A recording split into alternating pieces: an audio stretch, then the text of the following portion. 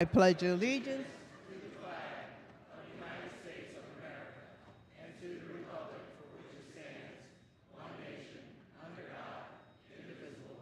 liberty and justice for all. The prayer this morning will be offered by the good delegate representing Prince George's County. Thank you, Madam Speaker. Good morning. Good morning, Madam Speaker, colleagues, and visitors. Let us pray. Gracious God, we thank you for this beautiful first day of March and the promise of spring. Thank you for keeping all who were in or near the State House last night safe from harm. We ask for your continued protection and blessings for both law enforcement officers and lawmakers in Maryland and nationwide as we craft and carry out policies to reduce violence and address the conditions in our society that contribute to violence. God, we also thank you for the gifts of love and friendship that bind us here in the General Assembly. Thank you for your commandment that we love each other and help us to recognize and cherish the affection that strengthens and inspires the work we do on behalf of the citizens of Maryland. For today and the remainder of this 90-day session, may our hearts be open, forgiving, and grateful. Yes, even when our bills are stuck in committee or our friends in the Senate refuse to move them. Help us to extend grace and compassion to each other and everyone we encounter. Amen. Amen. Quorum call. Madam Speaker.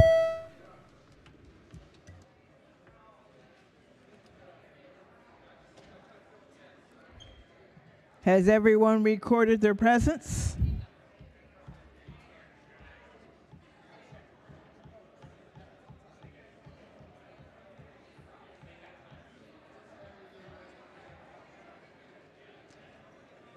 If so, the clerk will take the call. There being 130 members present, the House is now in session. Clerk will read the journal from the previous day. Annapolis, Maryland, February 25th, 2024. Recognizing the Deputy Majority Leader. Thank you, Madam Speaker. Move so much be considered the reading of the journal. So ordered. Petitions, memorials, and other papers. Introduction of House bills. The clerk will read the bills and their committee assignments. House Bill 1516, Chair, Ways and Means Committee. House Rules by order Sylvia Seeger, Chief Clerk. Clerk will read the bond initiatives and the committee assignment. Introductory House Bond Initiatives number 54, February 26, 2024. Referred to appropriations. Message from the Senate. Consent calendar number 12. Senate bills introduced in the House. The clerk will read the first bill and committee assignment. Senate Bill 98, Senator Salling, Environment and Transportation. Recognizing the Majority Leader. Thank you, Madam Speaker. So much be considered the reading of Senate Bill 98, be considered the reading for all the bills on the calendar. Hearing no objections, the bills are read the first time and referred to the appropriate committee. House resolutions. Recognizing the Chairman of Environment and Transportation. Thank you, Madam Speaker. Madam Speaker, this morning we are honoring our 2024 Maryland Teachers of the Year. The Maryland Teacher of the Year program celebrates public school teachers and their outstanding work as leaders in their schools and communities. The program also spotlights the vital contributions of the teaching profession, as we know those who choose to teach are truly among Maryland's finest public servants. Every year, each of Maryland's 24 school districts recognize their County Teacher of the Year. And out of this group of outstanding educators, one Maryland Teacher of the Year is named. The 2024 Maryland Teacher of the Year is Mary Kay Connerty from Anne Arundel County.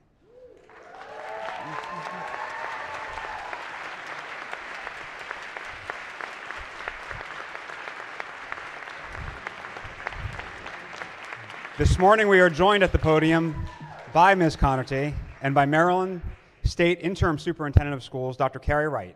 The remaining 23 County Teachers of the Year are with us in the gallery, and Superintendent Wright will be reading out each of their names as well. Thank you, Madam Speaker. Will the reading clerk please read the resolution in full? Be it hereby known to all that the House of Delegates of Maryland offers its sincerest congratulations to Mary Kay Connerton in recognition of being named the 2024 Maryland Teacher of the Year and for your leadership and commitment to students in Maryland. The entire membership extends best wishes on this memorable occasion and directs this resolution to be presented on this first day of March 2024.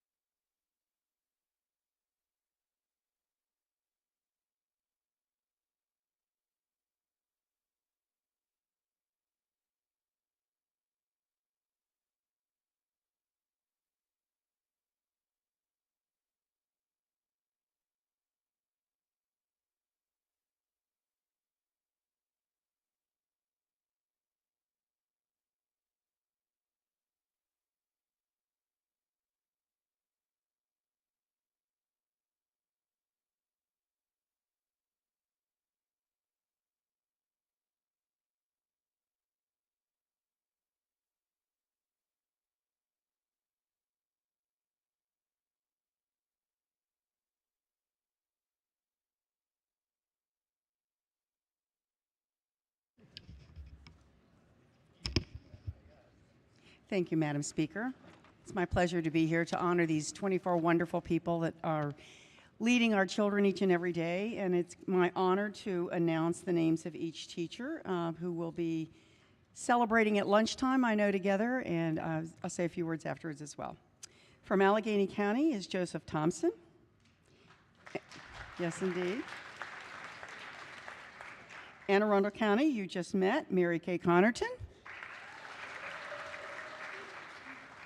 Baltimore City, Jared Perry. Baltimore County, Beverly Folkoff.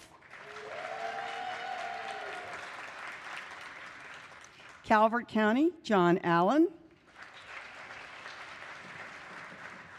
Caroline County, Rob Honer.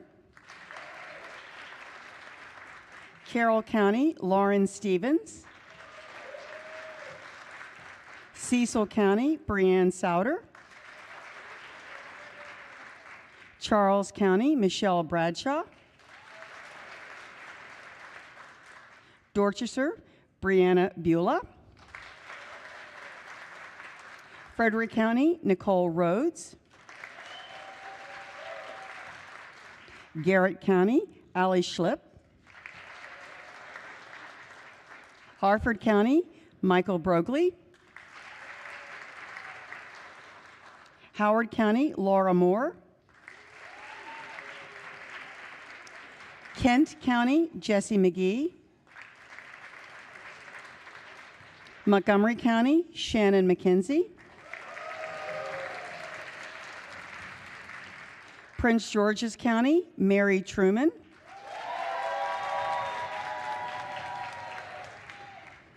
Queen Anne's, Andrea Schulte. Somerset, Tanya Cunningham Raycrow. St. Mary's County, Alicia Swan. Talbot County, Cindy Rosbach. Washington County, Raymond Weber. Wacomico County, Tara Martins. And Worcester, Jamie Ridgely.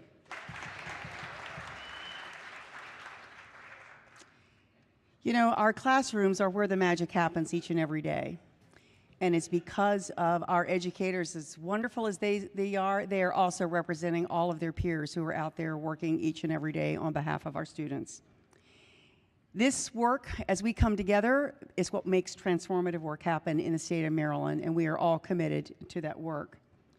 You know, regardless of the subject area that you're teaching, whether it's reading, math, health, music, art, they are investing in young minds, creating futures, helping students realize that their dreams as they think about who and what they want to be when they grow up. So it is from my heart to yours. Thank you so much for what you do each and every day on behalf of the students in Maryland. I could not be prouder of you and the work that you're accomplishing. Thank you so much.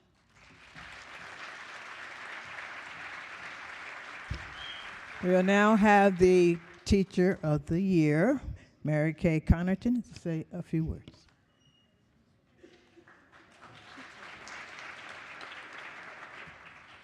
Good morning, delegates and senators. It is an esteemed honor to be in the presence of the General Assembly today as Maryland's 2024 State Teacher of the Year. I am humbled and privileged to be serving as the representative of the teachers across our beautiful state and alongside the gifted teachers in our cohort who represent every county in our state as their Teacher of the Year. Each of us has transformed teaching into our own beautiful craft, impacting the lives of our students and those around us. My transformation started organically 14 years ago as a special educator and using wellness practices to get my students ready to learn.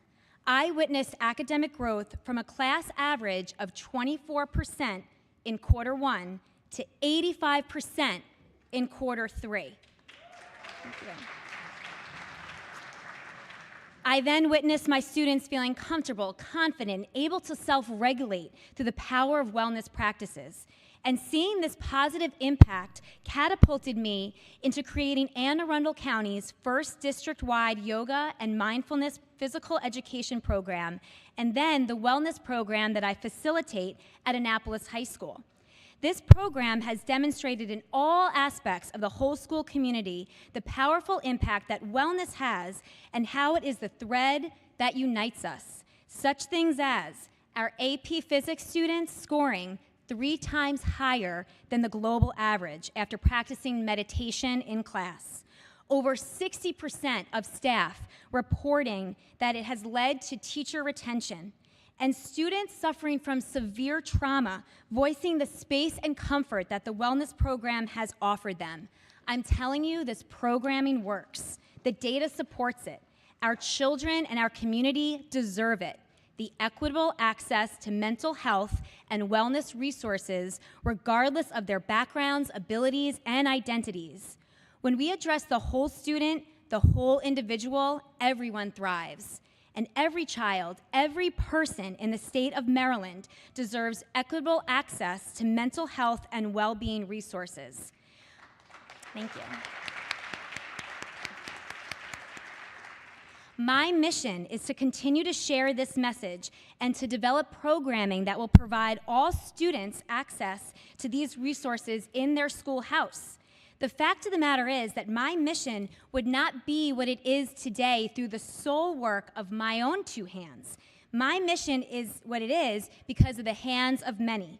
And I've been blessed to have had so many sets of hands helping me along my journey, from my family's hands to my incredible Annapolis High School Panther family, the progressive school leaders of Anne Arundel County Public Schools, to the unconditional love and support from the District Teacher of the Year coordinators, Jen Lombardi and Megan Wilmore, to our dynamic superintendent, Dr. Mark Bedell, who ensures that everyone will grow, belong, and succeed, to now the Maryland State Department of Education Teacher of the Year supports in Regina Simpson and Kelly Manley. And the ultimate sets of hands, the hands of my students, who entrusted me in integrating wellness practices into their educational career and daily lives. So I stand here with a grateful heart to those who believed in my mission, and now I extend my hands to each of you here today in hopes that we can all work together to create equitable access to all mental well-being resources in our whole school communities. Because remember, the fact of the matter is that the mission would not be possible from the work of one person's hands, but the work of the hands of many. So let's join hands and create that shift that we and our future generations deserve to be healthy and well. Thank you so very much. Thank you.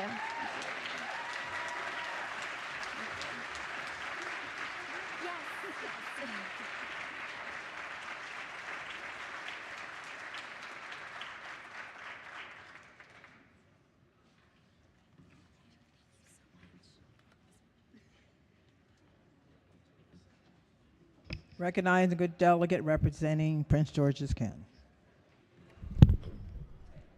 Thank you, Madam Speaker. Today, I have the distinct pleasure of recognizing 50 years of service to Theta Nu chapter of the University of Maryland College Park. And at the podium, you have the former delegate, Juanica Fisher, now Councilwoman, former Assistant Majority Leader, let me give her her title, Charter Member Cheryl Garnett, who many know from Prince George's County, Cheryl Petty Garnett, and the current president of Theta Nu chapter, Autumn Ballard. And I thought it was so important to do that at a time, this organization was founded at a time where there were not many Black people on the campus of the University of Maryland, my alumni chapter. This organization was called, well, the organization formerly known as Those Interested in Alpha Kappa Alpha started at the University of Maryland on January 29, 1972 at a meeting in La Plata Hall after Singleton McAllister, Pat Ritchie, and Jartrice Gator attended a rush at Howard University. Ms. Rush, the president of Alpha Kappa Alpha, was a member of Iota Gamma Omega chapter in Prince George's County and was present at the meeting. In addition to that, the social committee, which was headed by Regina Evans, for the dormitories known as complexes. If anybody goes to Maryland, know how big it is to have so many dormitories now. Miss Dee Dee Strum transferred to the University of Maryland, where she had been a member of the Pledge Club. Due to unforeseen circumstances, the group were not ready to go forward on January 30th, 1973. But in 1974, 5 additional women joined the original group: Denise Hill, Sheila Jones, Cheryl Petty, Mary Scott, and Angela Severin. These final 13 women moved to establish the chapter along with Jartrice Gator, Singleton McAllister, Pat Ritchie, Carmela Davis, who's in the gallery along with Singleton McAllister, treasurer, Cheryl Petty Garnett, the historian. The rush was held on February 3rd, 1974 to prepare the initiates for the Friday, March 1st, which happens to be today. The 13 women were initiated into members of Alpha Kappa Alpha sorority by the members of Iota Gamma Omega chapter of Prince George's County. The next day, the ladies conducted the chartering ceremony that established the Theta Nu chapter on the campus of the University of Maryland, College Park. Since that time, we've had 39 lines, including the charter line. You have members who were part of that organization, were part of the General Assembly, such as former Senator Vernon Jones Rodwell from District 44 of Baltimore City. Many, as you know, as I mentioned, Juanica Fisher, Congressman Van Hollen's staff, who's in the gallery, Terry Williams. And we also have someone who is currently still working for our former First Lady of the United States, Michelle Obama, Stephanie Sproul, who's in the gallery. And so I am a proud member from 1999, celebrating 25 years of the Theta Nu chapter of Alpha Kappa Alpha. And so, Madam Speaker, thank you for the opportunity to recognize these esteemed women who for 50 years have provided scholarship and service on the campus of the University of Maryland, College Park. Thank you so much. Will the reading clerk please read the resolution in full? Be it hereby known to all that the House of Delegates of Maryland offers its sincerest congratulations to Theta Nu Chapter Alpha Kappa Alpha Sorority Incorporated in recognition of your 50th anniversary of the charter at the University of Maryland, College Park, and the student activism, scholarship, and service of generations of young black women on campus. The entire membership extends best wishes on this memorable occasion and directs this resolution to be presented on this first day of March 2024.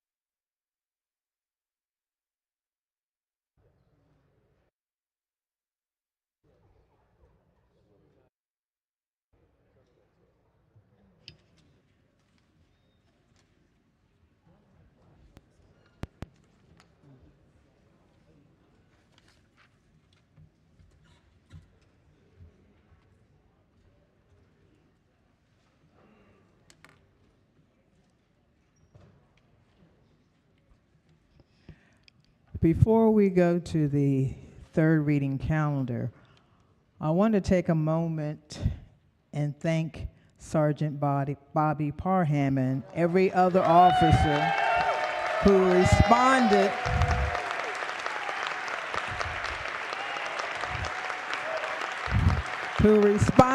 to the State House last night. I also want to thank our chairs for their coordination efforts and everyone in the House office building for their cooperation. Law enforcement closed the House office building from the outside as a precautionary measure due to the threat at the State House. We take every threat seriously, and we have been working with OIS for quite a while to put a text alert system into place for the complex soon. We'll continue our efforts to improve coordination and communication based on yesterday's experience. With that, let's get back to business. Quorum call. Madam Speaker.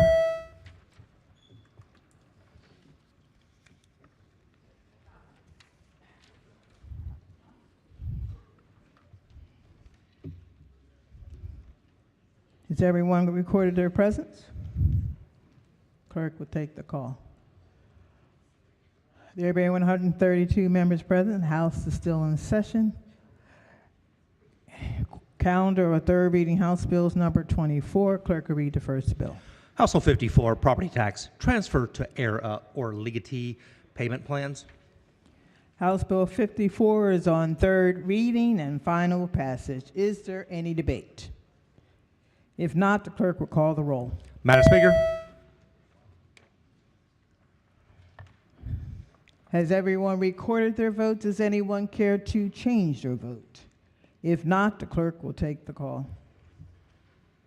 There being 130 votes in the affirmative, House Bill 54, having received a constitutional majority, is declared passed. Clerk will read the next bill. House Bill 66, property tax credits, public school employees, health and safety improvements, and property used for local housing programs. Is on third reading and final passage. Is there any debate? The gentlelady from Baltimore County. Thank you, Madam Speaker. Generally speaking, minority party likes tax credits, property tax credits, but I read this bill and I noticed that what this does is allow the county to give tax credits for some and not others. Has your county come to you and said they can't afford the blueprint? They need more money? Have you gone to your county and asked them to give a tax credit for seniors to help them stay in their home? I think we've all asked that. We want to help people age in place. We want seniors on a fixed income to get a break on their property tax. I've asked my own county to give a property tax break for disabled police officers, even a partial property tax credit. And, you know, they continue to tell us they don't have enough money for blueprint, you know, they can't help seniors. But lo and behold, this bill comes in. Of course, MACO's supporting it. And what it's going to do is give an apartment building or condominium building, if the owner of the building made health or safety improvements to the building, they can give them a property tax break. So reading this bill, sure, it sounds good. We want to help teachers. We all want to help teachers. We had wonderful teachers here today. And this can be used to help homeless people. Why not seniors? Why not disabled police officers? And why are they telling us they can't afford blueprint, but they want to do this? I call this crony capitalism, and I'll be voting no. Recognizing the floor leader. Thank you, Madam Speaker. Colleagues, I ask you to support this bill. This bill is simply authorizing counties, if they believe that they have enough revenue that they can still give this tax credit, and this is an incentive they want to use, whether it's for apartment buildings or public school teachers, this just simply authorizes them to do it. If they do not believe they have that opportunity in that county, they will not use it. But if they do, they can simply use it. So I ask you to please support this bill. Thank you. Is there any further debate? If not, the clerk will call the roll. Madam Speaker.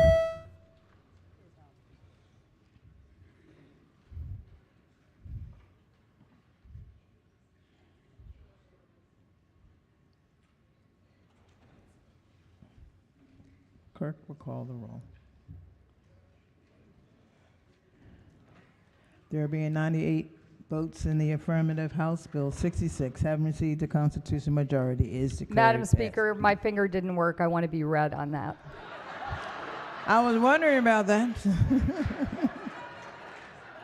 You all make me very nervous when I stand up. Clerk will read next bill. House Bill 452, Individual Tax Preparers Code of Ethics, Notification of Actions, Enforcement and Penalties, Stop Scam Tax Preparers Act. It's on third reading and final passage. Is there any debate? If not, the clerk will call the roll. Madam Speaker. Has everyone recorded their vote? Does anyone care to change their vote? If not, the clerk will take the call. There being 133 votes in the affirmative, House Bill 452, having received a constitutional majority, is declared passed. Clerk will read next bill. House Bill 634, Maryland Longitudinal Data System Center, Student Information, United States Census Bureau. It's on third reading and final passage. Is there any debate? If not, the clerk will call the roll. Madam Speaker.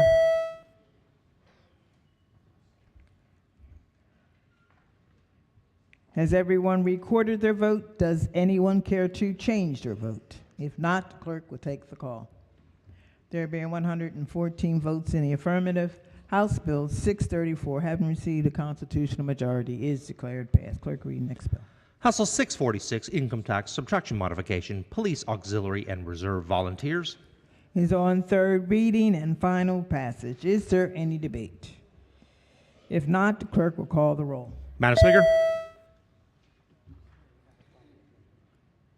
Has everyone recorded their vote? Does anyone care to change their vote? If not, the clerk will take the call.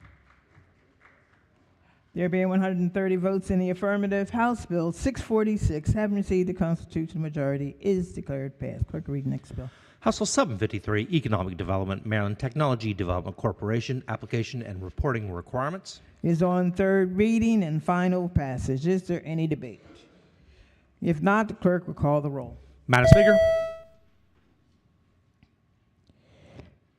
Has everyone recorded their vote? Does anyone care to change their vote? If not, the clerk will take the call. There being 129 votes in the affirmative, House Bill 753, having received a constitutional majority, is declared passed. Clerk, read next bill. House Bill 776, Maryland Technology Development Corporation, Authority.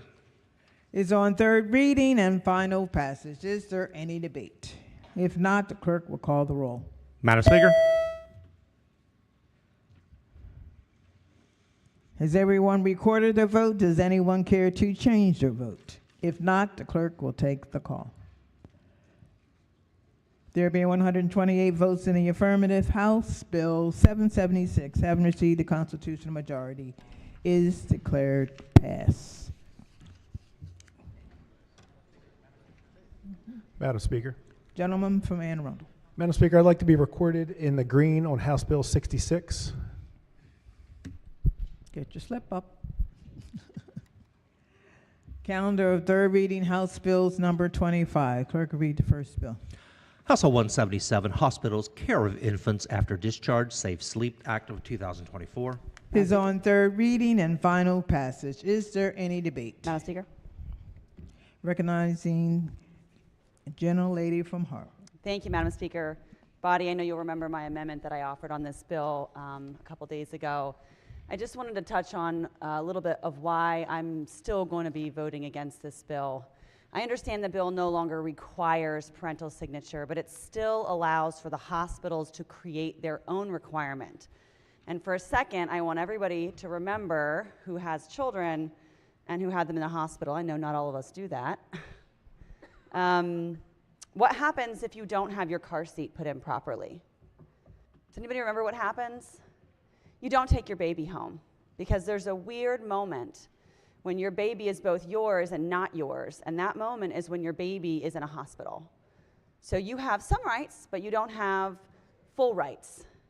And there are a lot of people in our state that sleep with their babies. Ethnic minorities sleep with their babies all over the world.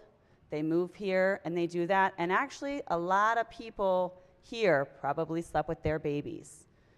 And so I don't want to see any family in Maryland who's going through the greatest tragedy of their life feeling obligated to sign a piece of paper so they can take their new baby home that says they know they're endangering their child's life and putting their name next to that, and then one day waking up and having an officer knock on their door and holding that piece of paper in their face and saying, you signed this, you knew what could happen, and now your baby is dead, and we're going to charge you for it. I don't want to see that happen to anybody in Maryland. I think this is really unnecessary because hospitals already teach us about safe sleep. Any woman who's had a baby in a hospital has seen that video. It is totally traumatizing. It scares the crap out of everybody. But there's people that are still going to do it, people in this very room that probably still did it. And I don't think that we should be putting them at a risk of being criminalized for something that is incredibly natural, physiologically normal, anthropologically normal, and happens all over the world and all over the country still today. This feels a little bit like an opportunity to protect the liability of hospitals, which I think they already have a lot of protections in place. And so for those reasons, Madam Speaker, I will be read, and I urge those who feel similarly to be read as well. Recognizing the floor leader. Thank you, Madam Speaker. Thanks to the gentlelady from Hartford for explaining her vote. However, I'd like to redirect your attention to the subject matter of this bill. This is a bill that simply requires hospitals to provide safe sleep information to new parents as they're leaving the hospital, as they're being discharged from the hospital with their new baby. That's it. With that, I urge you to vote yes on this bill. Is there any further debate? If not, the clerk will call the roll. Madam Speaker.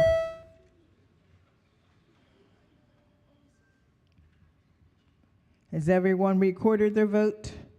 Does anyone care to change their vote? If not, the clerk will take the call. There being 125 votes in the affirmative, House Bill 177, having received the constitutional majority, is declared passed. Clerk, read the next bill.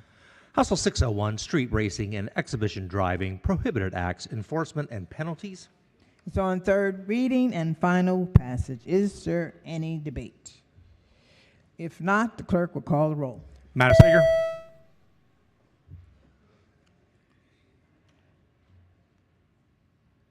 Has everyone recorded their vote? Does anyone care to change their vote? If not, the clerk will take the call.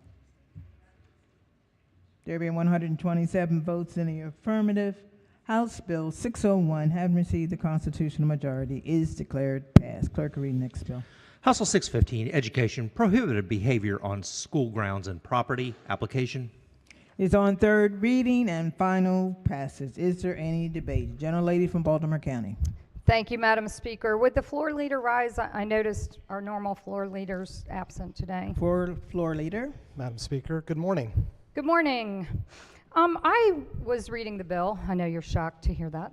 And I'd like to ask you about, if you could pull up the third reader, go to page 2, and go down to the paragraph, lines 21 to 24. Okay. Great, thank you so much. So we know what this bill does is it's a statement on the current prohibition against disruptive, violent, threatening behavior in elementary, secondary, and higher ed. Is that correct? It's kind of a double negative. Sorry for that, but that's the way it's written. I think the body understands the bill. Okay, yes. So on this paragraph, I noticed that it says telephone or electronic email. A person, current language, a person may not threaten with bodily harm any employee of any institution of elementary, secondary, or higher ed at home by any means, including in person or by telephone. So is this bill now saying if someone phones in a telephone threat, they will not be held accountable? This bill does not have to do with that, because if any person calls in a threat to a school, they're held accountable by criminal code.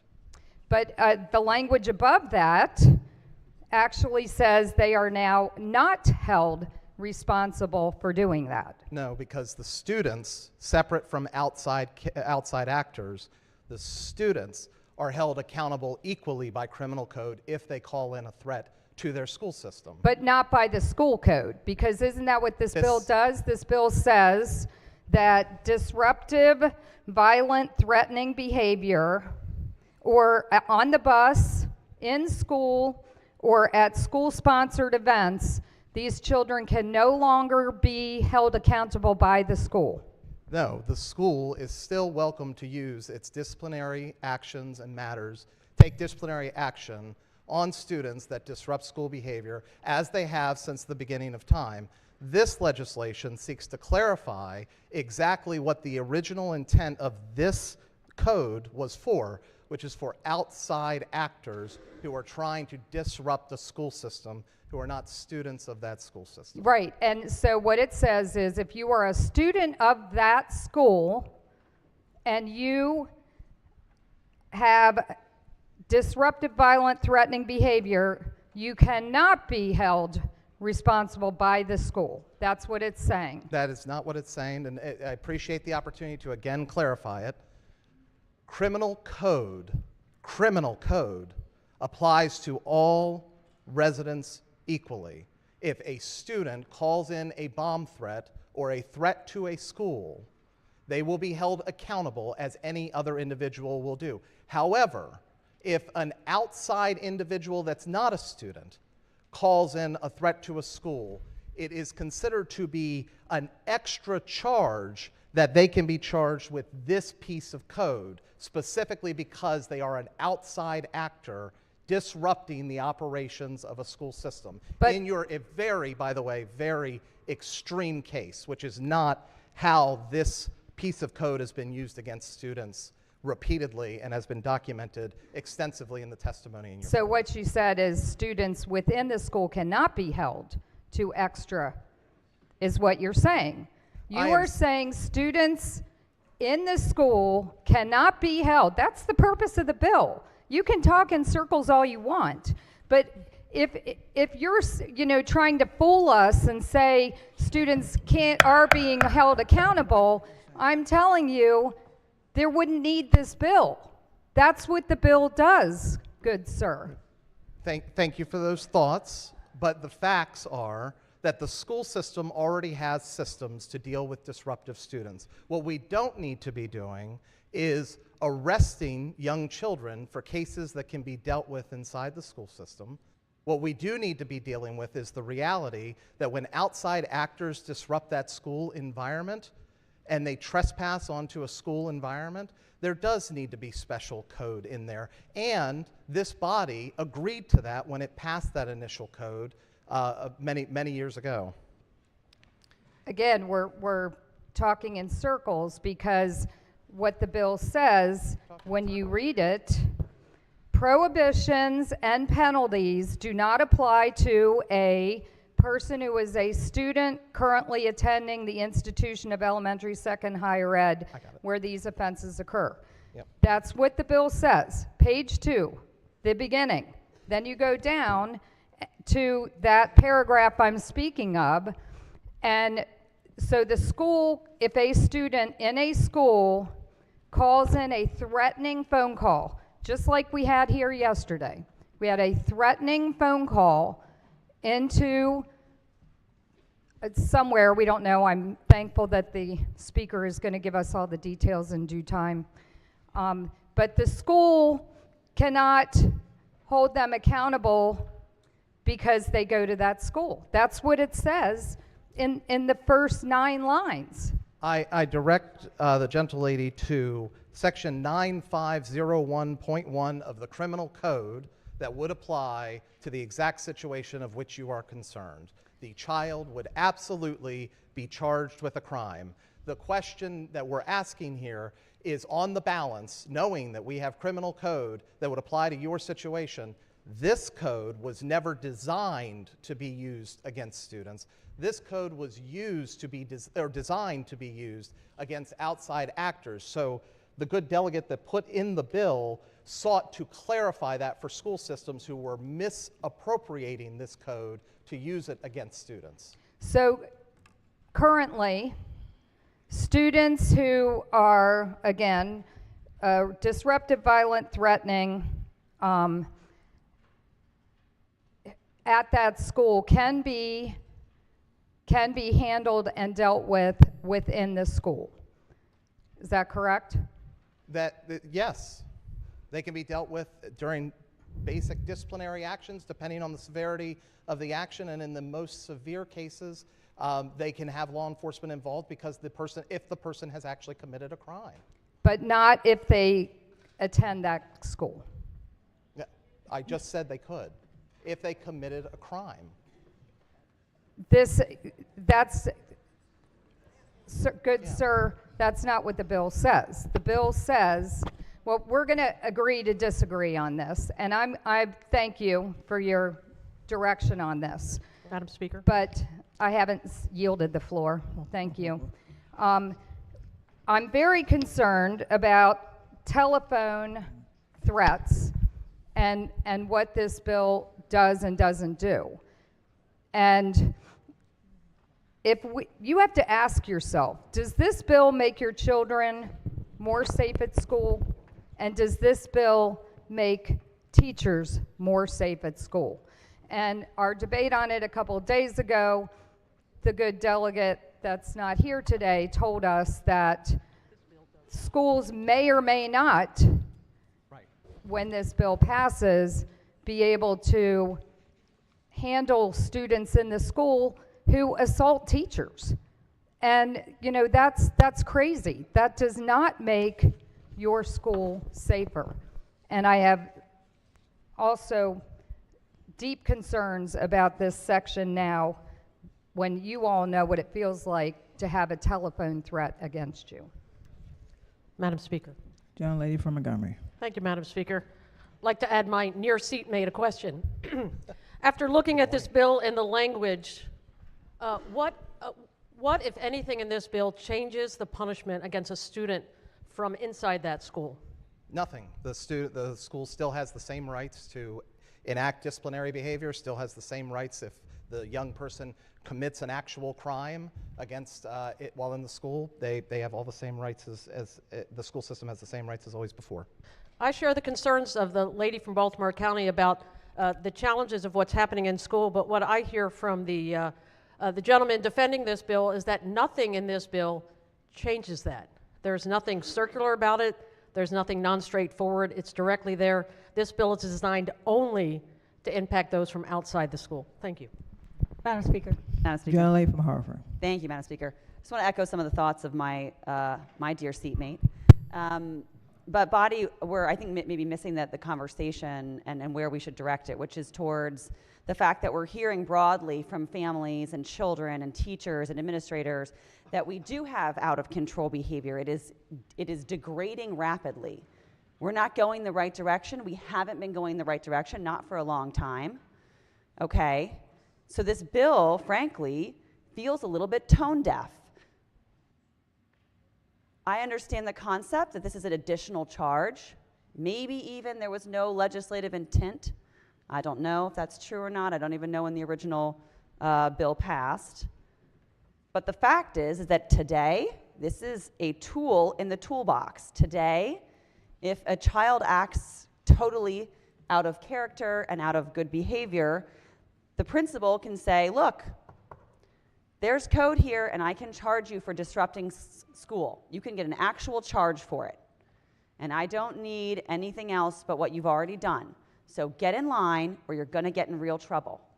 And the second this bill passes, that principal, that administrator doesn't have that. They have to look only to the criminal code and the criminal article to penalize children that are present in the school. Or they can suspend them or do all of the other things that everybody in the opposing party hates also. So please, let's be serious. This bill does have substantive changes that's going to impact the day-to-day function of some schools.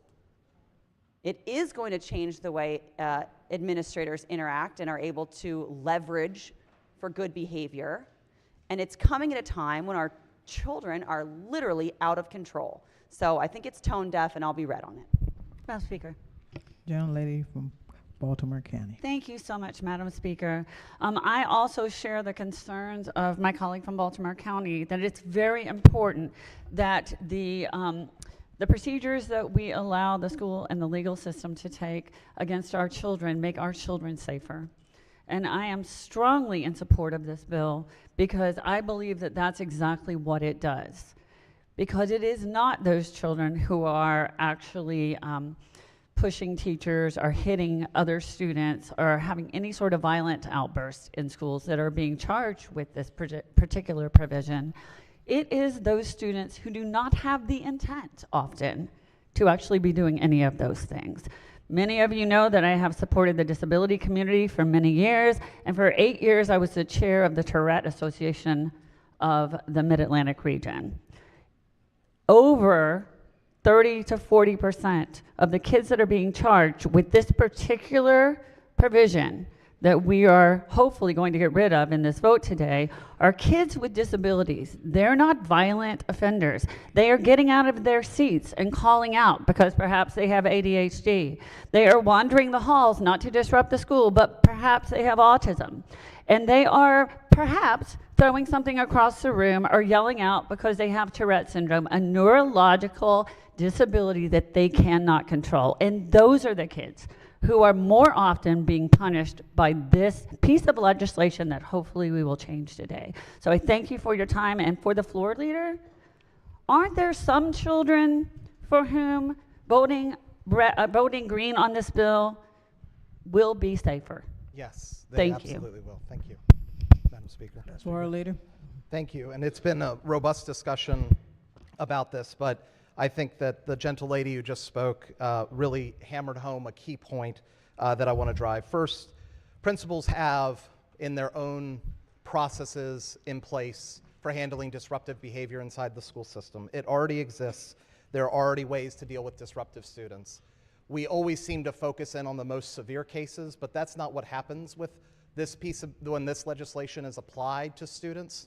Let me read a quick piece of testimony that was given to us during our hearing. When my daughter was in her first year of middle school and just 11 years old, a substitute teacher asked her to get out of her seat and go to another assigned seat. This might seem like a simple request, but my daughter has suffered with severe anxiety for years, and the school has a documented Section 504 plan indicating that she, when called out in front of others, has a tendency to shut down. My daughter said nothing but simply froze. The substitute teacher called the administration to come into the classroom and ask her again.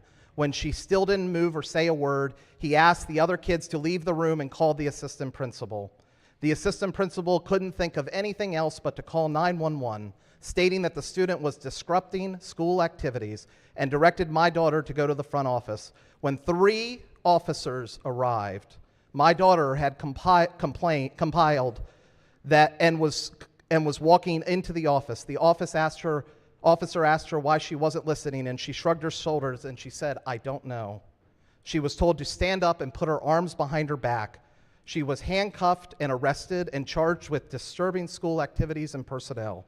My 11-year-old was taken to Western District Police Station and put in a holding cell until I could get to her, which was almost 3 hours later. Colleagues, that's what this bill is causing, the fact that we have not clarified this language. We are arresting 11-year-olds for simply sitting in a room. I urge everyone to please vote green on this bill. Gentleman from St. Mary's. Thank you, Madam Speaker. We've heard a lot about people with disabilities and people that are 11-year-old getting arrested. A question for the floor leader. Floor leader. Good morning. Good morning. This bill include higher ed? No. Oh, yes, I'm sorry. My apologies. Oh, how old are they?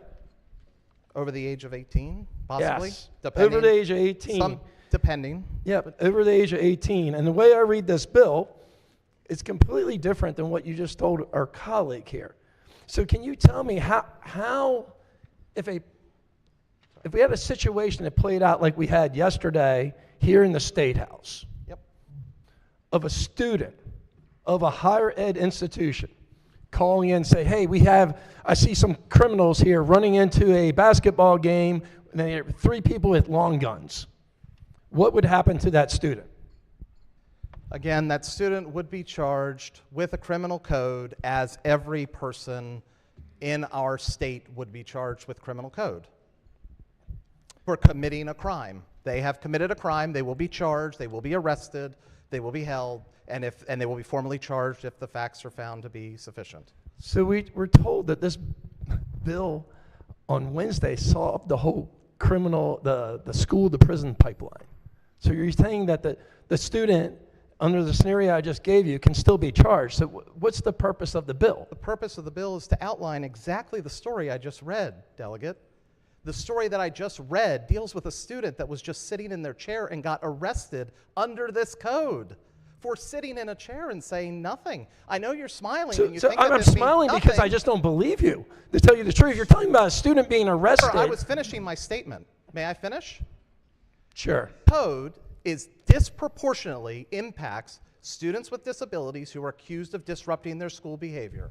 It is also disproportionately impacts black and brown communities as well. Here we go. One of, sir, I ask to please. No comments such as that. It's not appropriate. Saying, here we go, Madam Speaker?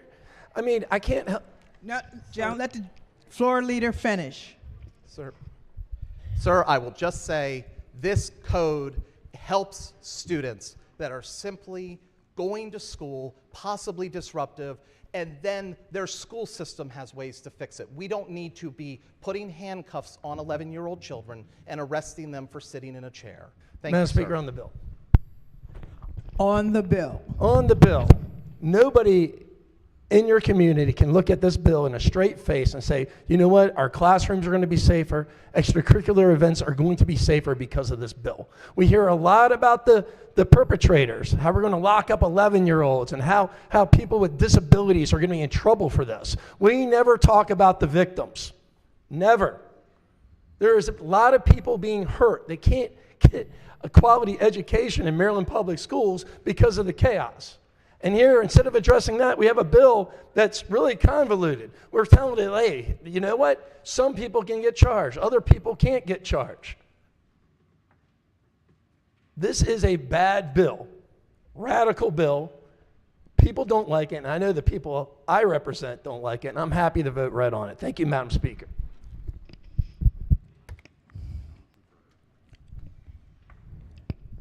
Minority Whip. Thank you, Madam Speaker. So first, it's okay every once in a while for people to be passionate about their positions.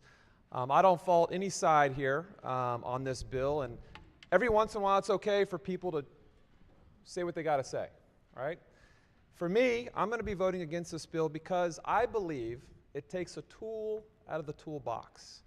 If we had a substantial amount of time where we've seen classroom disruptions going down, where we've seen instances listed in this current educational law going down, that might be a time where we could say, you know what, we don't need this tool anymore because these instances are going down.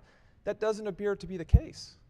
Reading through the news, seeing some of these disruptions, and I don't want to go there, but I know we have a bill coming up right after this where we're having to put some things in place to address the situation that we're dealing with throughout the state. So to me, having individuals getting up and referencing instances and arguing against the passage of this bill, it's because they believe that the situation in our schools is not improving, and that's why we still need a tool like this to address those. And I too believe it kind of sends the wrong message. And I sympathize with the fact that if it's used in a way to go against disabled children or children in need, I understand that. But for the very, we heard arguments about handcuffs on kids, but you're not repealing the other laws. We're not repealing the criminal laws that can still hold people accountable. So I'm going to be voting against this bill because, again, I believe it's one less tool we have to address situations in our schools of disruption. It's usually not the kids that was mentioned with the disabilities. In many cases, it's kids that are doing harm, and this bill applies to higher education adults. It never is mentioned, but it applies to adults in college as well. So for those reasons, Madam Speaker, I'll be voting against the bill. Thank you. Clerk will take the call. Madam Speaker. Has everyone recorded their vote? Does anyone care to change their vote? If not, clerk will take the call. There being 94 votes in the affirmative, House Bill 615, having received a constitutional majority, is declared passed. Clerk will read the next bill. House Bill 783, Homeowners Associations, Restriction on Long-Term Rentals, Prohibition. Is on third reading and final passage. Is there any debate? Gentleman from the Eastern Shore. Thank you, Madam Speaker. So the floor leader and I had a robust conversation a few nights ago about the bill. I didn't have questions on second reader, and I don't have questions today. I think there's going to be an honest difference of opinion on the bill, so I'll just give you mine and why I'm going to vote against the bill. You know, I'm a member of a homeowners association. We built our house in 2001.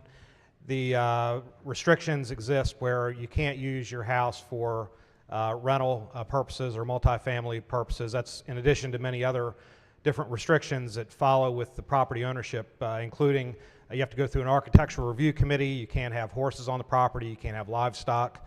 You can't cut trees down without the approval of the HOA if it's over a certain diameter. There are other things that are restrictions. When my wife and I bought this piece of property, it was the first time we had to consider whether or not to enter into a deed with these sort of restrictions. And we had to make a decision. Do we buy a lot or land that is not part of HOA, or we choose to do this with the HOA? No matter what that decision was, we ended up accepting the terms and conditions that were handed to us by the realtor. We understood what those restrictions are. Over the 20-some years of my living in the development, there have been a series of difficulties and challenges. I used to serve on the HOA board for a while. We had one property owner that put in a pole building without approval from the Architectural Review Committee. It created a tremendous amount of frustration, anger, and hassle within the HOA. But at the end of the day, the decision was, hey, look, you needed to have this approved through the Architectural Review Committee. You didn't do that, and the rest is history on that subject. So why am I standing on this bill? Because I'm also a landlord. I'm a property owner that rents property, and I'm getting ready to tell you what somebody like me could do with a bill like this, which is the reason why you should vote against this bill. My house is a 4-bedroom house on roughly an acre of land, and theoretically I could rent that house to 4 separate tenants because there are no landlord restrictions in my HOA. I could choose to rent that, and my neighbors could be happy or not happy about it. I could make a decent amount of money at that, I think. Let me just say to you, I own property in the city of Salisbury that have heavy and strong rental restrictions. There's a landlord licensing component. You cannot have any more than 2 unrelated members living in that rental property. Many of the properties in the city of Salisbury are near college students, so there's a reason why the city of Salisbury chose to do this. I only highlight that because when we talk about rental properties, many municipalities and some counties have put in place rules, restrictions that relate to that. They require landlord licensing for making sure that the properties are safe. They get tested, they get inspected. And here we have a bill that would allow somebody like me to not only rent my house theoretically, not that I want to do that, but why wouldn't people just like me go around and find vacant lots in HOAs, find homes that are for sale for the express purpose of not living in that house with my family and my children, but rather because I just want to make a strategic investment. Because I really think that the only thing we're going to hear from the people that support the bill is that we're trying to help people gain maximum value from the property that they currently have. That's why this bill is here, and I believe that's the testimony we'll hear from the floor leader. Is that what we really want? And that's really the only policy discussion to have here. Isn't the nuance of, is it part of a contract? Is it part of the deed? It's really, do you want folks like me going around the state of Maryland after a bill like this passes and monetize those benefits to the detriment of people that agreed at the end of the day to enter that HOA with these restrictions that would prohibit expressly these sort of things from happening, including an HOA like mine? I happen to disagree on this policy for the same reason I would disagree if this bill passes, that 2 years from now somebody says we should pass a state law that allows you to allow horses on your property or raise livestock. HOAs have a role and a responsibility. If you want to look forward, every HOA developed from here forward, you're going to not allow the prohibition on long-term rentals, fine. But this bill does look backward. It's retroactive, and I don't believe that this is a good policy for the state. I'm voting no. Madam Floor Speaker. Leader. Thank you, Madam Speaker. And I do appreciate the discussion that the gentleman and I have been having over this past week.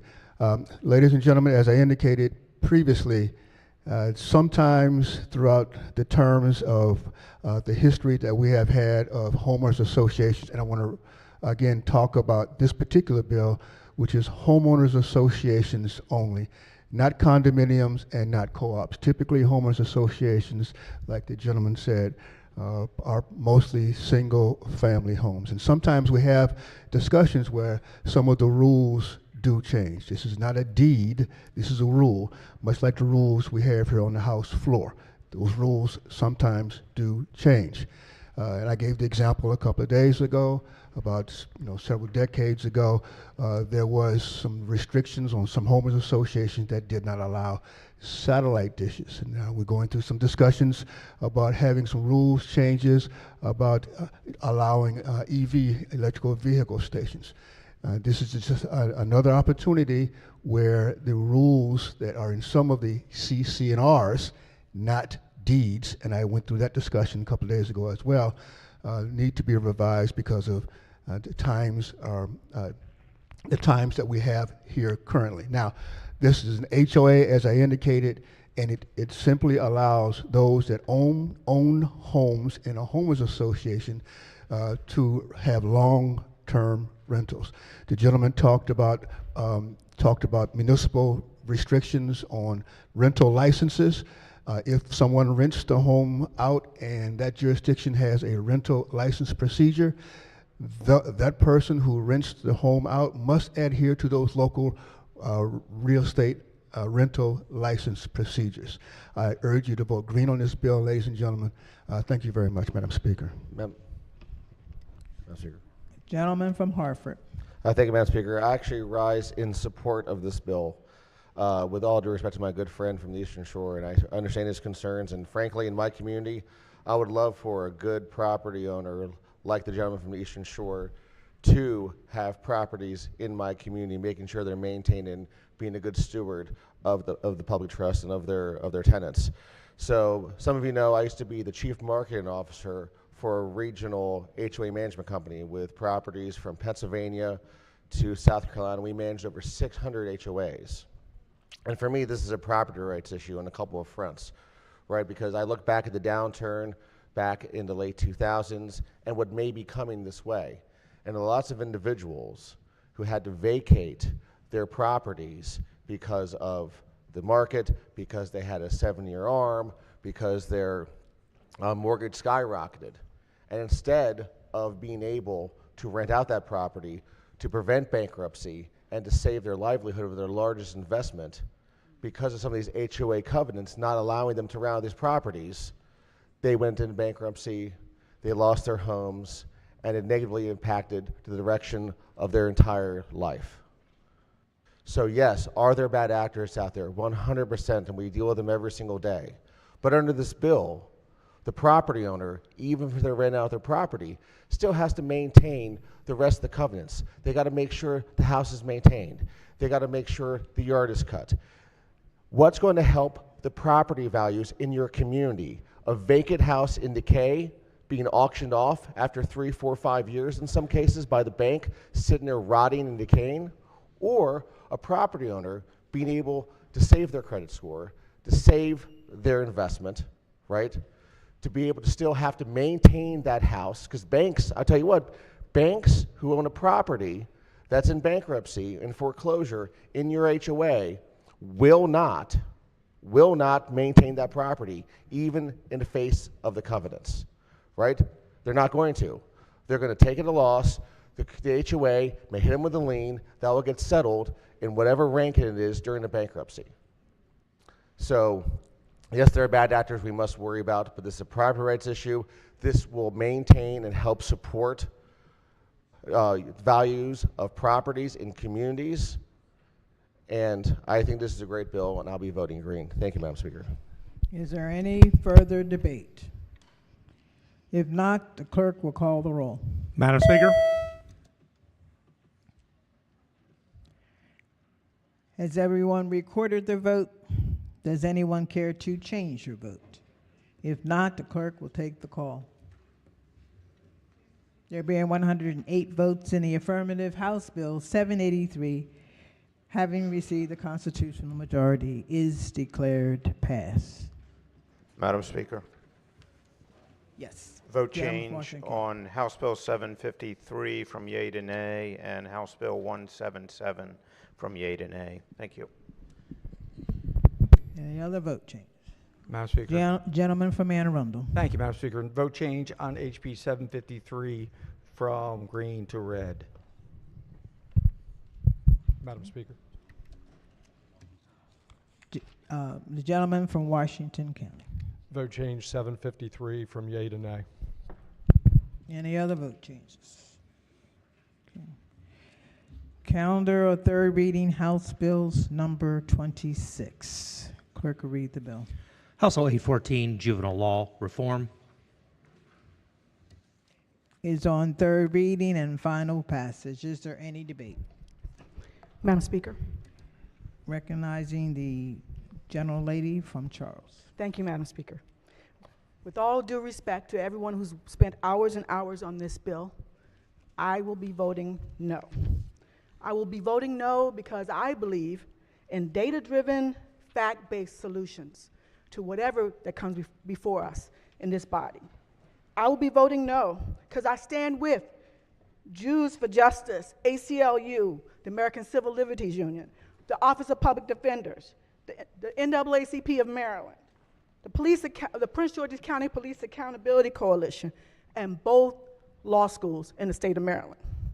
I will be voting no because even my most fiscally conservative colleagues will spend millions and millions and millions to the tune of $10 million to lock up little black boys. Yeah, I said it. Okay. I will be voting no because there is no amendment to this bill that would satisfy that for me. And lastly, I will be voting no because I'm not afraid to stand alone. Thank you, Madam Speaker. Floor leader.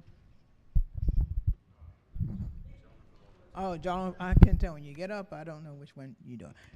Gentleman from Baltimore City. Thank you, Madam Speaker. On May 17th of this year, my oldest son will turn 10 years old.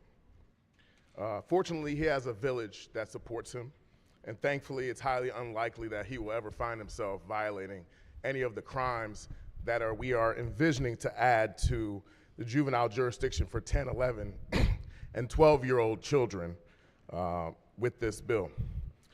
However, a large section of our communities in this state, that is not their situation. In fact, many of the children of the state who commit these offenses have more than likely, at no fault of their own, been exposed to untold atrocities, and they also have been exposed to irresponsible adults or groups of adults. This is why I've expressed some serious concerns with extending juvenile jurisdiction to 10 and 12-year-olds for these types of crimes. We know that the system is a vicious cycle, and we as a body must be working to figure out how to find the resources to fully fund effective interventions and services that will empower our youth to thrive and grow. I do want to thank the Judiciary Committee. They had hard work tackling this bill.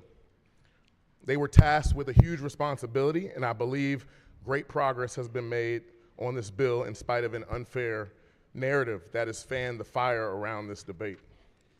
We should not let any media narrative push us to implement policies that will potentially produce racially disparate outcomes, especially when it comes to the cross-section of children and the criminal justice system. The Judiciary Committee knows that I proposed an amendment to this bill on second reader, which I ultimately did not submit at the desk because the committee largely adopted the spirit of that amendment, whereby the current version of this bill does not automatically send 10 to 12-year-olds to the justice system for the first time on an allegation of weapons possession. But instead, the bill permits as amended, these children to complete a law enforcement diversionary program which has significant rehabilitative value.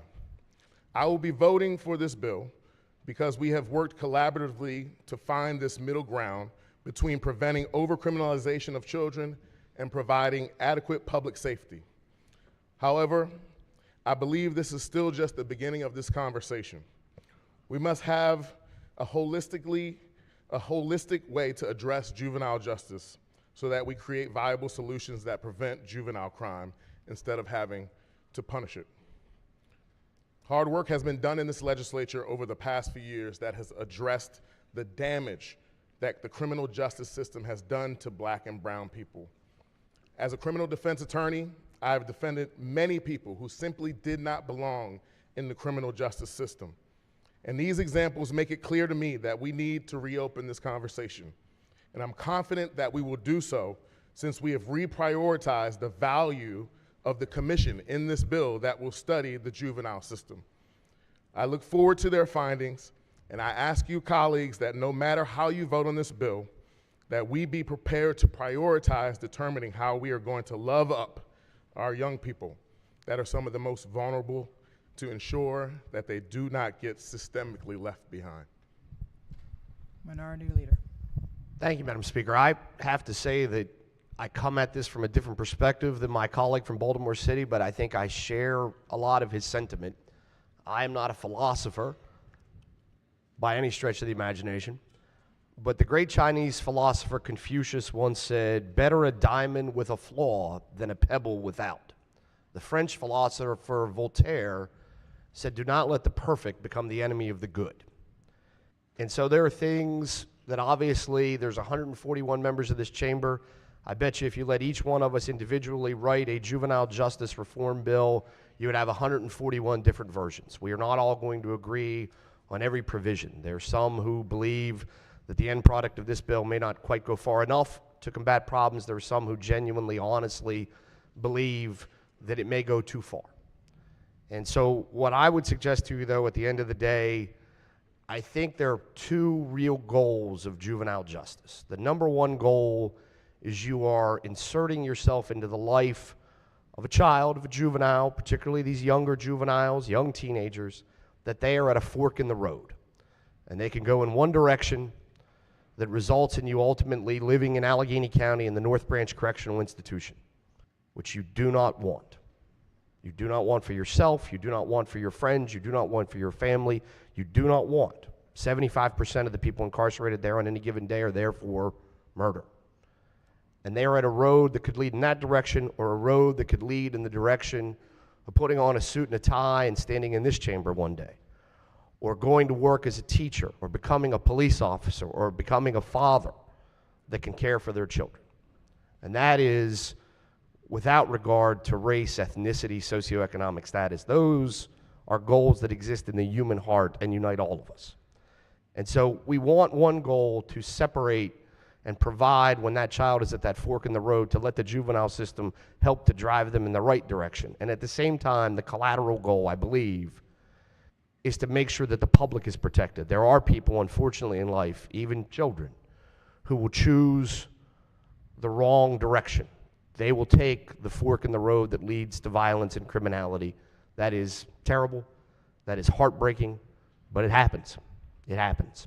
And so the goal of the juvenile system should be for those individuals to protect everyone else, to protect those around them, to protect our society from future acts of violence, from future acts of criminality that degrade us as a civil society. I think this bill is a pretty fair attempt to do both.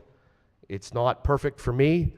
It's not perfect for a lot of others here, but I appreciate the work of those that put their time and effort into this to try to come up with something to acknowledge that there's an issue, that there's a problem, that we can do better, and I hope and encourage people to support the bill. Thank you. Madam Speaker. Gentleman from Eastern Shore. First, Madam Speaker, I would like to thank you for introducing this bill. And the reason I say that is during the interim, in my district, we formed a juvenile crime task force. We saw a rise in juvenile crime, we saw a rise in juvenile violence in our schools, and this task force included schools, law enforcement, sheriffs, circuit court judge, state's attorneys, juvenile magistrate, LMBs. And we had a lot of meetings, but when I left to come up here to Annapolis, they all asked me, is anything going to change? And I really had to look to them and say, I don't know. And I know this is a very heated personal, emotional topic for all of us on both sides of the debate. So thank you. Madam Speaker, may the floor leader rise for a comment and a question. Chairman of the committee. Thank you, Madam Speaker. Chair, I'd like to thank you for co-sponsoring it and for all the hard work that your committee did to come to where we are on the bill today, which I understand is a compromise. And as I've learned from my great chair, at the end of a debate, if both sides aren't really happy with the end result, it just might actually be a good bill. And for that, I am supporting the bill. But I do have a question for you. We're getting that printed on top of the Judiciary Committees. Yeah. We're getting that installed here in a couple days.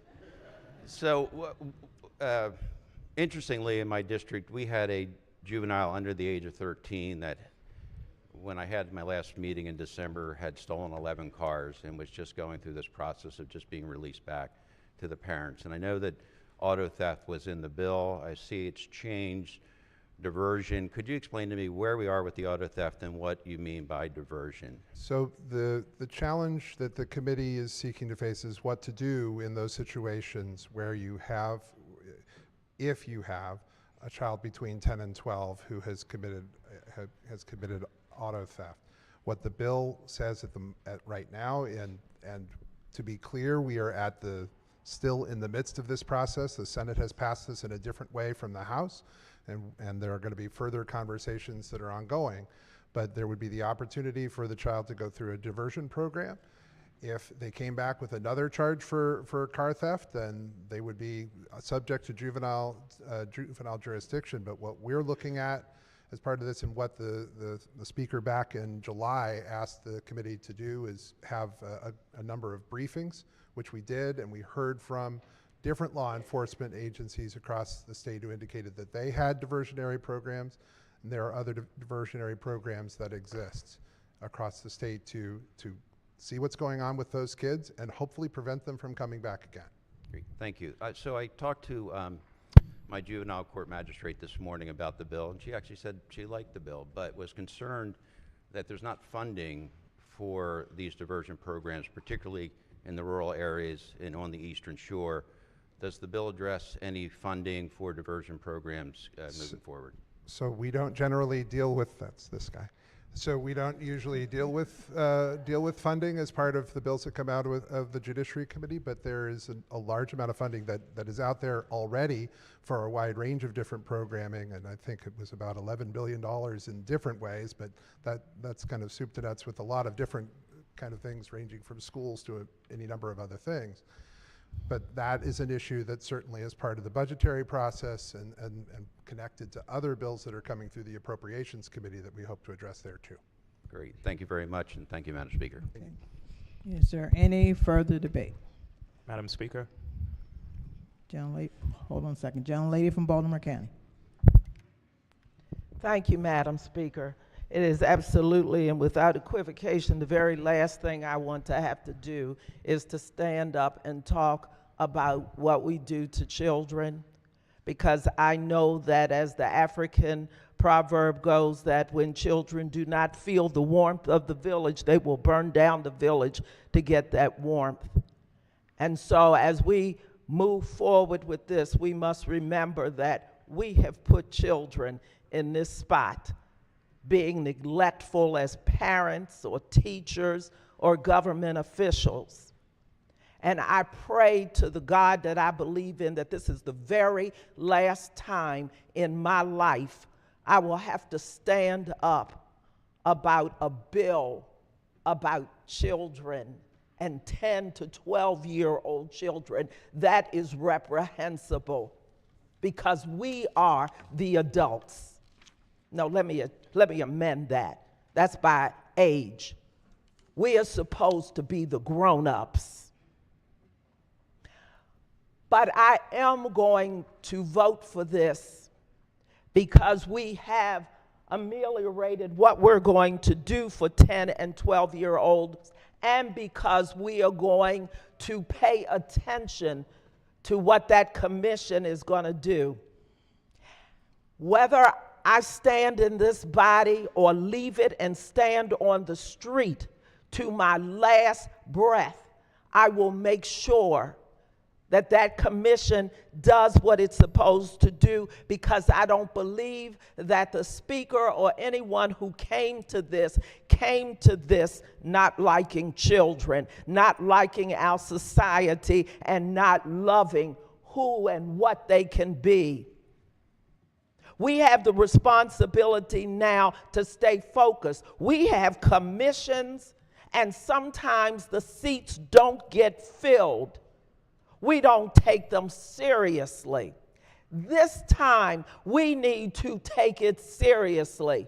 We need to make sure and hold accountable our law enforcement officers and make sure that they do what they are supposed to do righteously. And that everyone who votes for this or doesn't vote, because I know if you don't vote, you still love children. But we better make real sure that we are committed to what that commission is supposed to do. But just like I'm standing here now, call it what you want. It will come out of my mouth again if we don't do what we're supposed to. If we stay in our seats and continue to let this atrocity happen, take back our children, consequences when they are wrong, and stop this. Year after year, I'm old enough to have seen this over and over. It's time to stop this madness, because we're going to look up one day and it's going to be about a total annihilation of what we call civility. Thank you, Madam Speaker. Gentleman from Montgomery. Thank you, Madam Speaker. A couple of years ago, the Juvenile Justice Reform Council was created and populated with, quite frankly, stakeholders, experts, and a number of folks who looked at the issue, not just of how do we reduce reoffending for young people, but how do we keep our communities safe. The work that came out from the JJRC informed the Juvenile Justice Reform Act. Maryland led the rest of the country in doing some very, very important things as it relates to juvenile justice, while also balancing the rights of children. And removing from the jurisdiction of the courts 10, 11, and 12-year-olds was part of what we passed in the Juvenile Justice Reform Act, among other things. We ensured that we protected the child, that there were Miranda rights, that there were programs, diversionary programs, so that we are not looking at punitive responses to juvenile behavior. Detention, jails, prisons, they all relieve us of our responsibility of addressing the core issues with our youth. Just detain them, lock them up. And so, less than 2 years later, since the implementation of the Juvenile Justice Reform Act, less than 2 years later, we are willing to roll back all of the advances that we made, removing ourselves as the leaders in this country on juvenile justice reform, because that's exactly what we did in 2022, and I was proud to vote for the JJRA. Because we were codifying into law not just our values, but the belief that our kids are deserving of a second chance, and that jails and prisons aren't always the answer to the problem with our youth. And less than 18 months later, we are rolling back all, well, not all, but the most important pieces and provisions of the JJRA. We are expanding the jurisdiction of the court to 10, 11, and 12-year-olds, while also not providing any protections whatsoever for young people. I stood up on this floor and submitted an amendment about a concern that is largely shared, regardless of your political affiliation, by many parents, and that is the issue of young people or minors when in police custody or being interrogated by law enforcement. We didn't accept that amendment. So we're moving forward with legislation that effectively rolls back what we did in 2022 without providing no new protections for young people and assuming that this is going to solve the problem of youth violence and juvenile justice. And then we're looking to another commission to effectively tell us what we've known before and what the JJRC provide us with. It was best practices. It was evidence-based. And we put it all into legislation and we passed it. And all because of a few dishonest stakeholders who went on a statewide campaign criticizing the work and demonizing the work that we did on the Juvenile Justice Reform Act, that we are now here today thinking that we need to roll back what we did in 2022 to respond to a minority of individuals who, quite frankly, are overly zealous to lock up and to prosecute kids. And I recognize that the Senate crossfile of this bill is probably coming down worse than what this is right now. But that is no redeeming factor for this bill because the bill still expands jurisdiction to 10, 11, 12-year-olds, still allows for detention while providing no protections for young people. That is what we're doing right now. And we're saying the commission will study it some more, and then we will come back here and we will try to address a problem that we could be addressing right now. All of our kids are going to be impacted by this, but especially Black and Latino kids. That is the weight of the decision that we are taking here today. We know when we talk about our criminal legal system, not just for adults, but for young people, the disproportionate impact that it has on Black and Latino kids. We can't ignore that. And here we are now, reforming those same juvenile justice laws, taking non-evidence-based approaches and thinking that we are going to solve this problem. I cannot in good conscience support this because we can do better, and I know we can do better. I respect the work of the committee, but in less than 18 months, rolling back what we have done 2 years ago that was informed by a commission that this body created, that this body established to do the very work that we are doing right now does not make sense, and it is not good public policy. I will be voting no on this bill, and I'll be voting on any attempts to continue to use detention and jails to answer the very problems of our young people instead of addressing that issue head on. We can do better. And this is not good public policy. I'm a no on the bill. Gentleman from Carroll County. Merci beaucoup, Madam Speaker. I want to express my heartfelt, sincere appreciation to your leadership, the leadership of the Chairman of Judiciary, and all my colleagues on Judiciary who unanimously voted for this bill. And I want to give special thanks to my French-American colleague from Judiciary who spoke earlier, and also a thanks to the minority leader for quoting the French philosopher Voltaire. Now that I got the thank you out, I want to express to you how passionate I am about this bill and why it means so much to me. I am the only member of the entire body here, both the House and the Senate, who was charged, convicted, and incarcerated while a juvenile as an adult. I know this subject better than anyone else in this institution right now. And it is with great honor I support this bill and ask that all my colleagues step forward and support this bill. This is good legislation. We need to set an example for the entire state that at least on this very one issue, the issue of our children and crime needs to be addressed.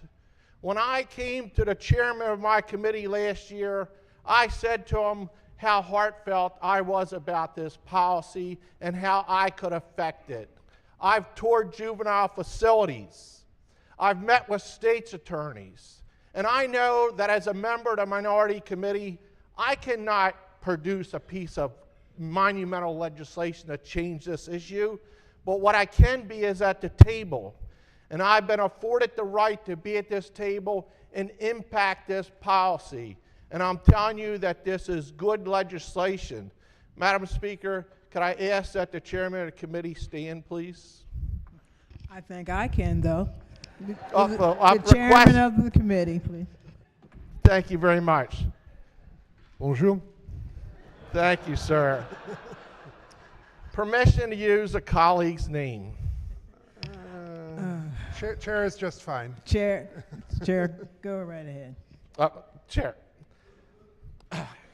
I'm going to give this to you in French, and maybe I'll translate it to you later because it sounds so beautiful. Mon ami, Monsieur Chase Clippinger, je t'aime toujours, toujours mon frère. Merci beaucoup, Madam Speaker. Merci. Chairman. Merci.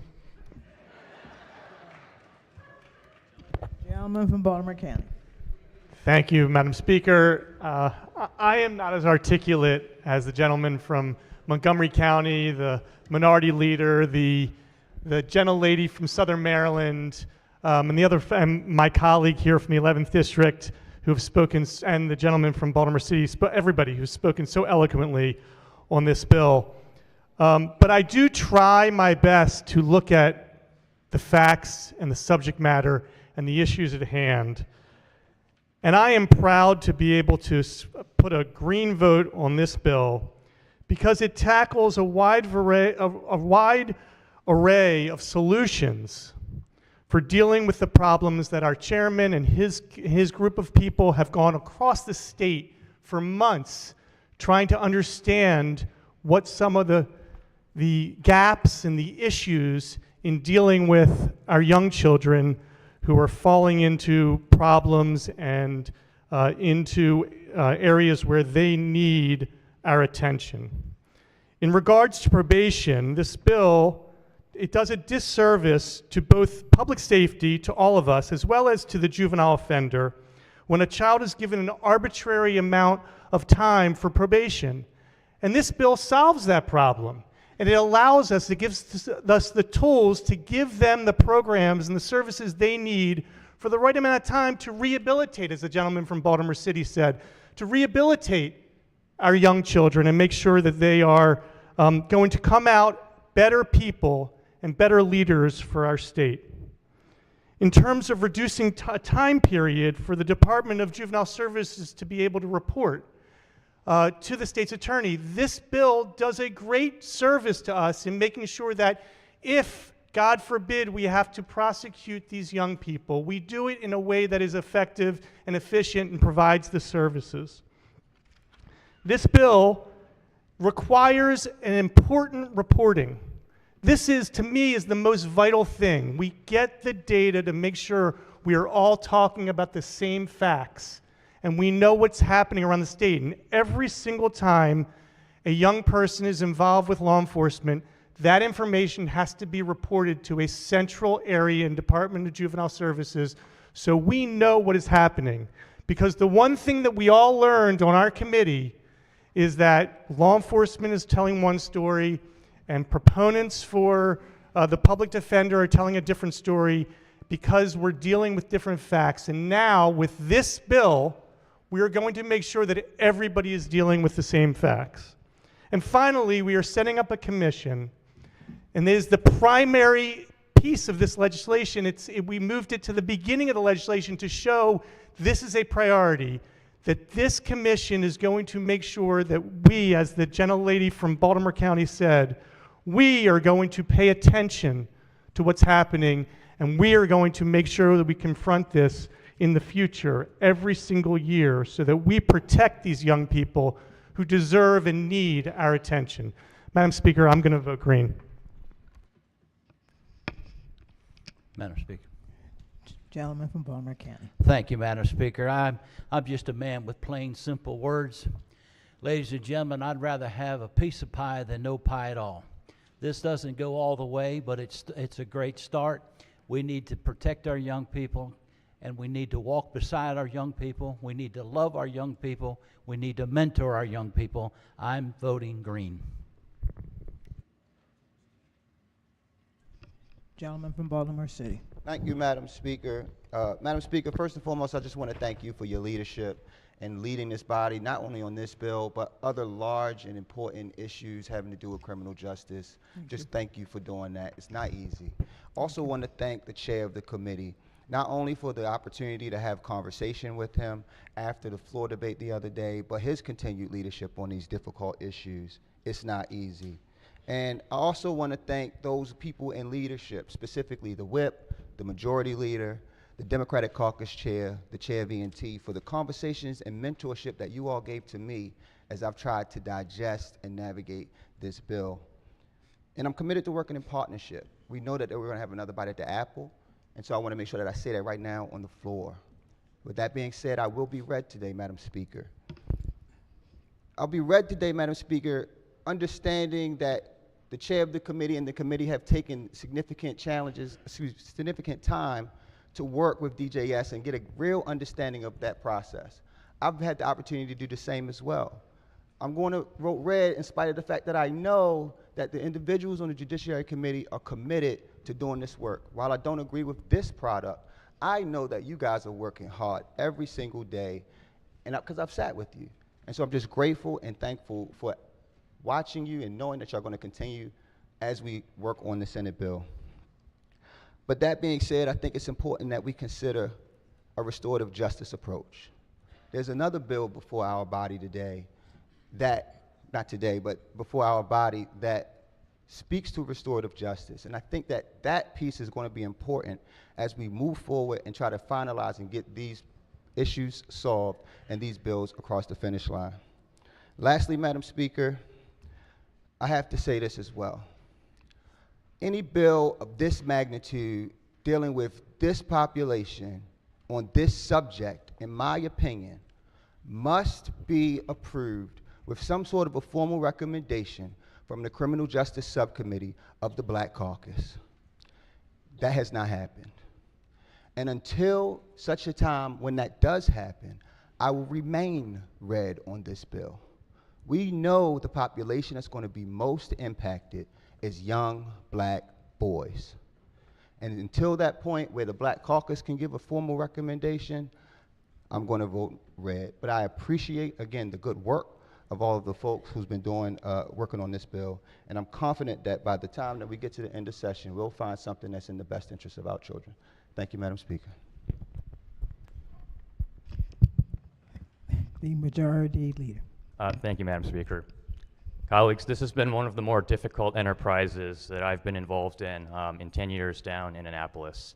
It's not been easy. This is probably not subject matter I would have chosen to take on my own, but we're in a body of 141 people, and there were enough folks in the room from both parties who thought it was important for us to take a look at how we are dealing with children in this state. Regardless of what the data shows, whether it's up or down, that was the question. Are we doing right by the kids in this state? This has been one of the more thoughtful discussions we've had, and I want to make it clear, the Judiciary Committee, and again I thank the chair too, took tons of input from all sides on this bill and really did our best to try and incorporate in a consensus manner to try and move this discussion forward. Again, always with the kids in mind and not trying to lock them up. I asked the chair at every step of the way to reassure me that this was not about locking 10 to 12-year-olds up, and he was able to do so. Am I going to say that it's an impossibility in what's going on in this bill? No. But there were a ton of amendments, and I want to just make sure we're clear on what the bill at this point does. And it is, in fact, looks to be different than what the Senate is going to be. So, very clearly, as to the 10 to 12-year-olds, because that's what I want to focus on, the expanded jurisdiction, we have diverted out the gun and the car cases. Those are going out to a diversion process. So what's left in the 10 to 12-year-olds? The sex offenses and animal mutilation. I want to read to you exactly what third-degree sex offense is. It's sexual contact without the consent of the other, employing a dangerous weapon, You're suffocating, strangling, disfiguring, or inflicting serious physical injury. Sexual contact with someone cognitively impaired, mentally incapacitated, or physically helpless individual. We're talking about mutilating, intentionally mutilating an animal, torturing an animal, cruelly beating an animal, cruelly killing an animal. These are not the kinds of offenses where you've come across a 10-year-old engaging in this behavior and you send them on their way. That's what current law would allow. That's what we left in the bill for the 10 to 12 jurisdiction. It's not my goal, and I do not believe that these children are going to be locked up. But this committee did not feel it was appropriate to informalize those cases, and they remained in that 10 to 12 jurisdiction. Some of the discussion in our committee was that these are also offenses that are often signs that the child in question is the victim of serious trauma or abuse, animal mutilation, and sex offenses committed by a 10-year-old on an incapacitated or disabled individual, okay? Not to be informal cases. All the rest, we took the input and they're diverted. So please, I just want to make sure we're very clear about what it is that we're doing here. And so as to my friends who made some very great points from Baltimore City, Baltimore County, I do promise to you, this is just the beginning of the conversation, not the end. Thank you for your attention. Any debate? If not, the clerk will call the roll. Madam Speaker.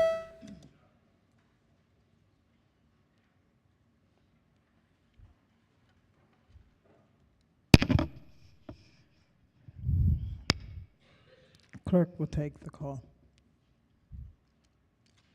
126 votes in the affirmative. House Bill 814 having received a constitutional majority is declared passed. Then it's the work at the desk. Committee announcements, appropriations. Thank you, Madam Speaker. The Appropriations Committee will vote at 1:45, followed by budget briefings. Judiciary. Thank you, Madam Speaker, ladies and gentlemen of the House. The House Judiciary Committee will have a voting session beginning at 2 p.m. this afternoon, 2 p.m. Environment and Transportation. Thank you, Madam Speaker. The House Environment and Transportation Committee will meet at 1:15 for bill hearings, followed by a voting session. Just a reminder, we start on time, like the Speaker. Ways and Means. Thank you, Madam Speaker. The Ways and Means Committee will not be meeting today. Have a great weekend. Economic Matters. Thank you, Madam Speaker. The House Economic Matters Committee will be meeting directly after session. Direct after session, we're going to vote for about 8 or 9 bills. Please be on time. Health and Government Operations. Thank you, Madam Speaker. Good afternoon, colleagues. So ACO, we have voting at 1 o'clock, hearings at 2 o'clock. Again, voting at 1 o'clock, hearings at 2 o'clock. Thank you. Madam Speaker.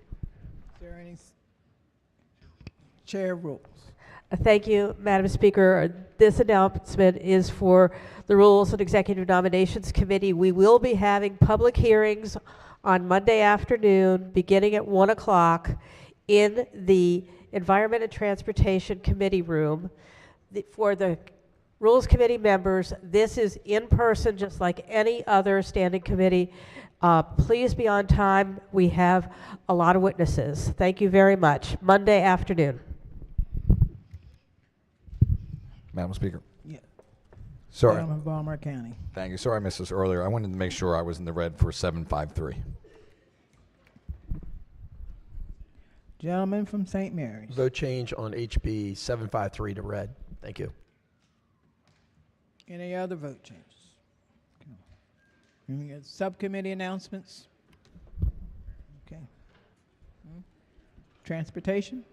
Thank you, Madam Speaker. The Appropriations, Transportation, and Environment Subcommittee will meet at 1 p.m. on Monday. Education and Economic Development. Thank you, Madam Speaker. The Education and Economic Development Subcommittee of Appropriations will be meeting at 1 p.m. on Monday.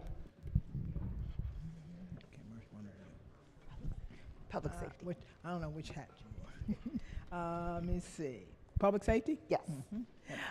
Thank you, Madam Speaker. The Public Safety Subcommittee will meet at 4 p.m. via Zoom on Monday. Thank you.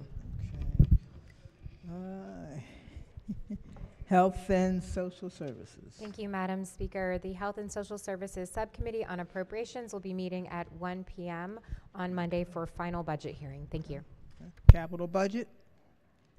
Thank you very much, Madam Speaker. The Capital Budget Subcommittee will meet on Monday at 3 p.m. in the House Appropriations Committee room. And also a reminder to the body that Monday, March 4th is the final day to introduce legislative bond initiative. After that 55th day, the rules would have to be suspended to be considered. Thank you very much. Okay, thank you. Any other subcommittees? Okay. Any delegation announcements? Seeing none. Any caucus announcements? Okay. Fire and ENT? Yeah, there you go. Thank you, Madam Speaker. The Fire and EMS Coalition will meet on Monday at 2 p.m. in the Robert Neal Conference Room and on Zoom. 2 p.m. Monday. Thank you.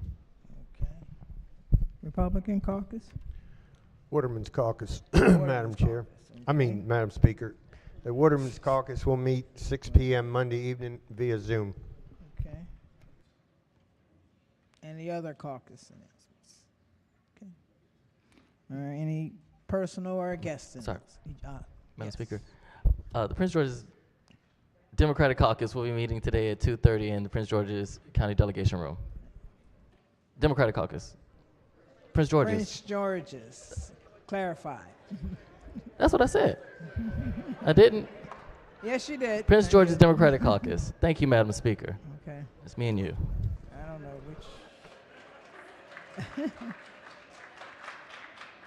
which. It just says majority whip. Yeah. Thank you, Madam Speaker. Colleagues, we really appreciated the hearty debate today. I just want to remind everyone that if you are in your seat, you must vote, right? Whether you vote green or red is your business, but if you're in your seat when the vote is called, you have to press your button. Thank you. Any other? Yes, gentleman from Baltimore County. Thank you, Madam Speaker. I ask the body to just welcome my intern, Natalie Simbolo. She is a senior at University of Maryland College Park in criminal justice, and she has a minor in sociology and sustainability. So ask her, she's up in the gallery.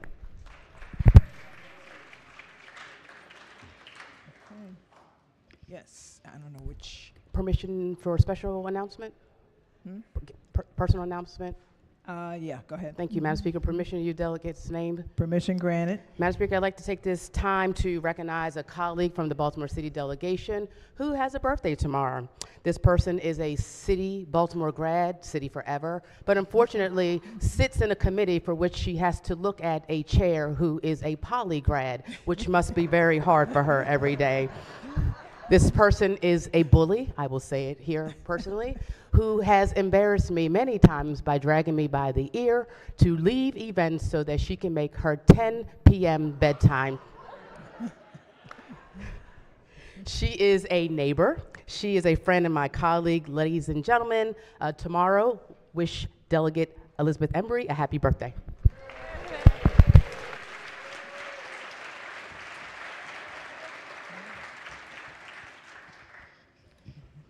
Gentleman from Baltimore City. Thank you, Madam Speaker. Madam Speaker, I ask the body to join me in recognition of Kyer Butts, an extraordinary educator at Henderson Hopkins Partnership School, who has been selected as an extraordinary educator by Curriculum Associates. This prestigious recognition celebrates teachers who demonstrate exceptional commitment and achievement in K-12 education. Specifically, Mr. Butts has been identified as best in class for his utilization of iReady classroom mathematics and Ready programs.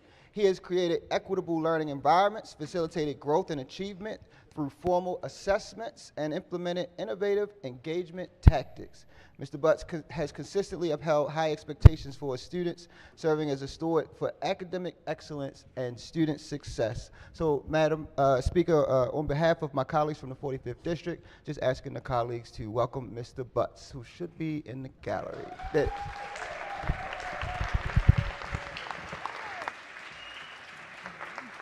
Gentleman from Garrett County. Thank you, Madam Speaker. Colleagues, to follow up on the previous announcement, I'd like you to join me to congratulate Rebecca Brenneman, who is a teacher at Northern Garrett Middle School, Garrett County, obviously. She was also selected as an extraordinary educator, only one of two in the state of Maryland to be so approved. So please give her a big round of applause. Thank you.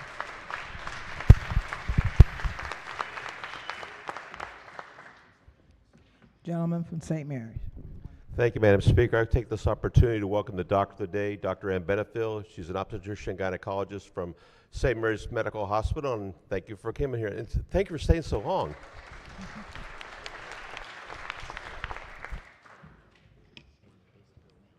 Yes. No other personal or guest announcements. Okay. Recognizing the protocol chair. Pages. Pages, come on down, you sunshine. Colleagues, haven't they been fantastic today? I have seen them, Madam Speaker, go up and down these aisles during this time today, and we are so proud of y'all. I just wanted you to know, Madam Speaker, some of them will not be returning, and today is their last day. So, you know the drill. And here we go. When I call your name, let your delegate know that you had a good week and thank them for coming. You ready? Here we go. First up, Caroline Baker, Anne Arundel County, District 33B, South River High School. J. Lee Benitez, Baltimore County, District 8, Kenwood High School. Kamari Burgess, Baltimore County, District 10, Townsend High School. Jack Evans, Anne Arundel County, District 31, Savannah Park High School. Caden Siegel, Harford County, District 34B, Harford Technical High School. Jana Tingen, Prince George's County, District 24, Bowie High School. Caden Unger, Montgomery County, District 20, Albert Einstein High School. Madam Speaker, they were so wonderful. And I thank you, sunshines, from the bottom of my heart. And have a great weekend. To all that is not coming back, we thank you. Right, colleagues? Thank you very much. You all can be dismissed. And Madam Speaker, Yes. I just want to let you know I'm almost there, okay? You have some wonderful members here. And we almost, it's 141 of us. We are close. We like in the 90s. And all the ones who has not come to see me, protocol is very important. And Monday, I'm going to let you know where every dime of your money, the $60 that you give me, okay, is going for the protocol and what we use it for and why it is important that you give your money up. It's still $60, and please come see me, check or money. Thank you, Madam Speaker. Your protocol chair is going to be gone for this weekend. Thank you. All right, thank you. Any other? Okay. Quorum call. Madam Speaker.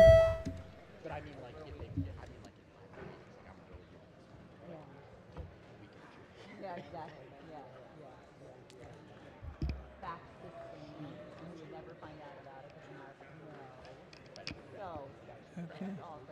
Has everyone recorded their presence? Clerk will take the call. There being 132 members present, the House is still in session. Chair recognizes the majority leader. Thank you, Madam Speaker. I move that the House stands recessed until Monday, March 4th at 8 p.m., legislative date February 26th.